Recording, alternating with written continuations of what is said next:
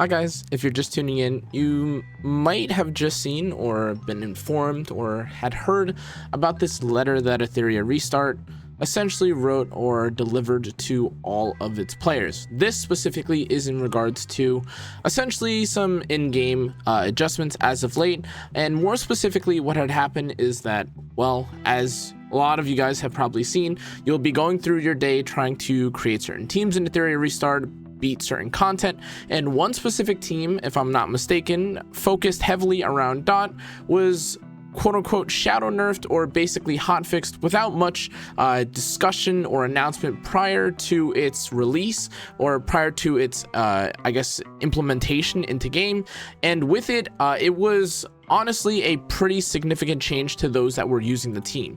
Now, what I'm speaking on specifically is that they decided to make one specific boss completely, if I'm not mistaken, immune to debuffs or damage over time effects. If I'm not mistaken, this is in reference to Aurora, but as you can see right now, the changes here are pretty significant, and there are people that are, you know, basically arguing whether or not this was a bug fix versus an actual nerf. But there's something that we really do need to address beyond this, but let's just kind of go over exactly what's been said.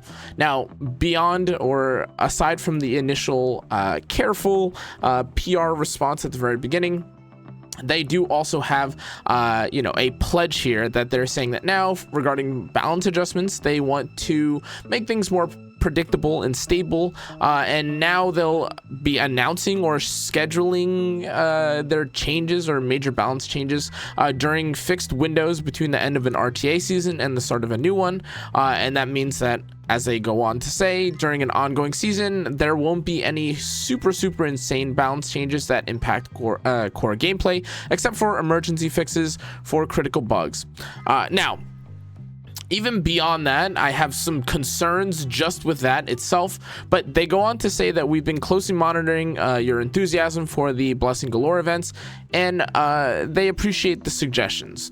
I also have some comments about this because this is, there's another thing that I have some thoughts about when it comes to Etheria. But then finally, they did announce that there's going to be a 2x event that will last for 2 days. And with this, GP Outpost Investigation and Thresholds will have double drop rates. Now, after all this was said, they also announced that they have additional rewards or compensation for the fact that this has basically occurred, and with it there's a mental stabilizer, which is again the resin, the 10 pull, and 200k Etheria coins. Thankfully this time around the redemption code and expiration date is pretty long, all things considered, but that was the general announcement that was given. Now, I do have to just come out and say it. As someone that is level 52 right now, a lot of what they just said scares me. Now, if you guys are unfamiliar with this or unfamiliar with my channel, I've covered games like Epic 7 for a long time, and truth be told, one of the things that I feel like kind of dries out or bores the game very often is when there's long periods of no change. Now, although this initial commentary that they talk about here is that they don't want to make any changes or massive changes during the fixed window of an RTA season and the start of a new one, or rather they don't want to make any changes during the RTA season, I don't even necessarily think that's a good thing, as again later on, once we have more characters and resources are more you know, readily available, presumably in the future, you'll want to actually, you know, you'll want to have more variety and changes in your gameplay. I don't even think this is necessarily what people were upset about. In fact, I think it was more so the fact that they were nerfing characters at the start of a launch to a game,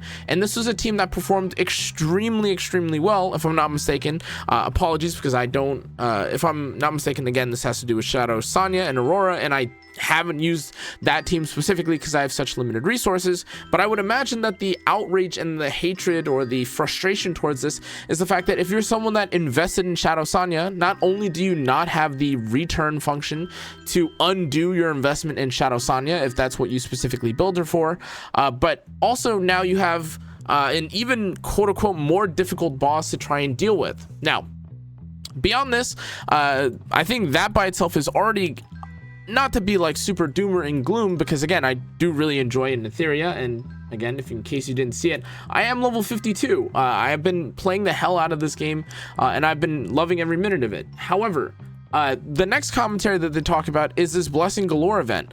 Now, I have to just come out and say it as well. They mentioned that they've been closely monitoring our enthusiasm for the Blessing Galore events. Again, this is something that if I could post as additional feedback, I'd maybe say it 100 or 200 times per Google survey, but it's not so much that the the Blessing Galore event is super impactful or it's something that I absolutely love. It's the fact that while I'm trying to get through the content in the game, it feels extremely punishing to basically not well, I guess in some cases it feels very punishing not to basically invest everything into one character to make them super OP, and instead if you decide that, hey, I want to, you know, maybe go through and complete some of the hyperlink charter, and I want to complete some of the other activities, if you're someone that wants to basically upgrade another character and you haven't fully invested in one character already, you feel absolutely punished. And at this point, and based on what they've said, you do have to kind of be aware of or afraid of the fact that they could bug fix or change something about a character that may eventually cause your character to be less viable or just flat out not work in whatever content that you built them for to begin with. Now, again, this Doom aside, again, I do want to say that I have been playing the hell out of this game. I like the idea of building teams and farming and doing extremely I guess Epic 7 like activities, which is farming constantly, then throwing your units into RTA and arena. Just in case you're wondering, by the way, I have played an insane amount of RTA and normal arena alongside the Fearless arena, all of which I think are honestly pretty cool systems. But this whole I don't know if it's just like a misread on things, but this enthusiasm that they're describing for here is not so much, I would say, enthusiasm as it is a desperate cry for help, as we lack the resources to basically upgrade any more than one team at a time. Now, speaking candidly and transparently, I am someone that has spent on this game, and I don't really regret it, honestly, in terms of my goal being wanting to push or compete with some other people and be able to do content with the members of my guild. However, if I'm feeling the heat and the tension and the drawback, and I'm struggling with some of the content in the game, I can't even imagine what a free-to-play player is dealing with as they try to, let's say, build their third character ever after obviously investing in someone like Dieting. Now, beyond this, I do also want to say that in terms of this, like even in terms of their third point, their apology is... it's okay. Like, I get it. There's a 10 pull, there's a bit of energy, and there's 200k Etheria coins, which I'm sure a lot of you guys are struggling with. However, the root cause of this entire announcement is that they nerfed a character, or they quote-unquote bug fixed the character who was being used in content. Now, again, to be clear, if you go to Aurora and you take a look at some of the teams that were being used, if I'm not mistaken, it was in, oh, maybe it updated already. I'm fairly certain it was in Hell 3 or Hell 4 or Hell 2 of Aurora, and people were using Shadow Sonya to eliminate or beat, you know, whatever enemy or whatever sort of condition that Aurora had. Apologies again, I literally can't do this content right now because I just don't have the resources for it. But the idea behind this content was, okay, you want to debuff or apply a bunch of dots to the enemy, and you want to one-shot or blow up the enemy quickly. Well, now you can't. And now, again, if you want to make a change to a character like this, that's fine. However, given that it is the launch of a game, and given that, again, there is at this point no way for us to refund the resources for this character, if you just take a look at the event, the recall event to get rid of your Lians or whatever character you invested for whatever reason, it's just gone. So to be honest, though, I understand and I respect and I appreciate the fact that Etheria is again being transparent with us and talking to us or communicating with us in any capacity, as some gacha communities, or some gacha companies I should say, just don't do that whatsoever. This feels like a bit of a miss.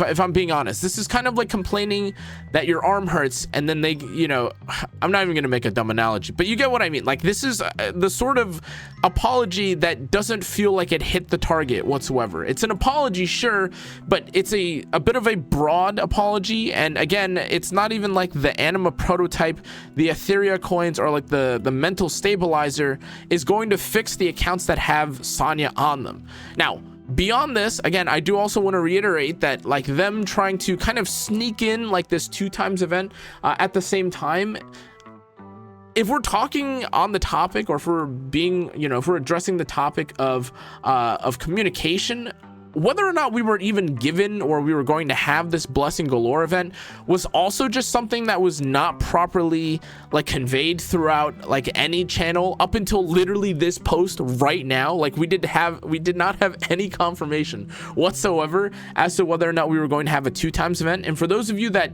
didn't stock up on your you know, on your stabilizers like I have, or well, I mean, I should say I've also used my stabilizer, but if those of you that are like me that use your stabilizers, well, whenever this event ends up coming out, which I believe it's on the 21st, good luck, have fun. It's 2 days, and if you thought that we weren't gonna have it, hey, it is what it is. And personally, I also would have appreciated it if they would have included either at the start of launch or even earlier on, as they announced like the beginning and the release of the game, they would have mentioned some of the earlier month 1 activities or events. These seem like things, honestly, that I'm nitpicking on. However, these are pretty standard, honestly, for the current landscape of gacha games that we've got so far. Now, beyond that, again, if you are curious, again, there is also the redemption code here. I'll leave this in the description and the comment section just so you guys have it. And again, you do have a long time to redeem this, which is kind of nice, all things considered, because some games really don't do that.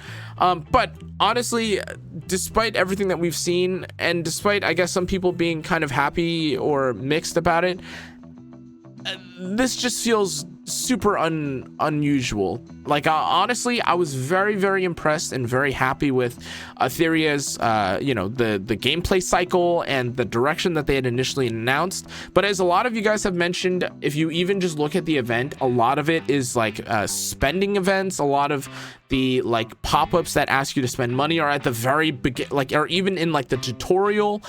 And despite them saying that the game is supposed to be extremely free to play friendly, and they're trying to be some of the most understanding or like transparent and honest devs in gacha gaming, as gacha games are quote unquote too expensive to play nowadays, this is an extreme, like, this is an extreme contrast that contrast to that, where it's, if you really wanted players to feel like their resources are going further, or if you really want this game to feel more free to play friendly or casual, well, where's the recall for something like this? Where's the you know, where's the reduction in cost for basically everything in the game, if I'm being honest? Just because if you guys have been trying this game at all, it is extremely expensive, really, to go through the game at any level right now, to try and clear content. The bosses aren't even easy to clear. A lot of the bosses or enemies have like absurd damage, or they require you to have your units super extremely well built.